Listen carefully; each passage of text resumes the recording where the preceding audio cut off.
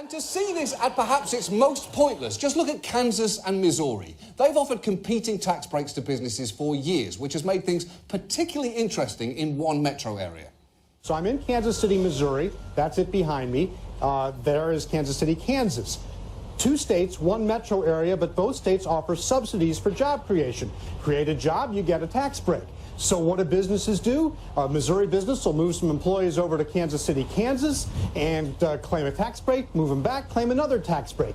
It's true. For instance, Kansas City, Missouri lost corporate offices for all these companies to Kansas City, Kansas, which in turn lost offices for all these companies to Kansas City, Missouri.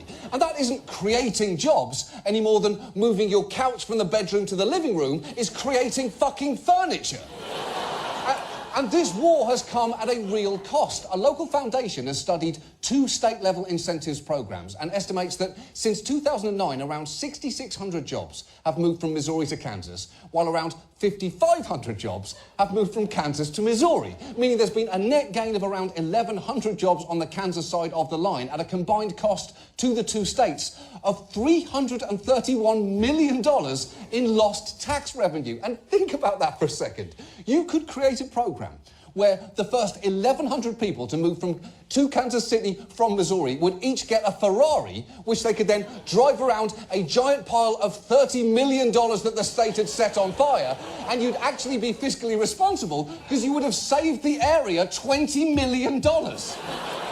Look, it is pretty clear that economic development needs to be done in a much smarter way. And I don't fully blame the companies for this, because if governments are going to offer ridiculous incentives, they are going to take them.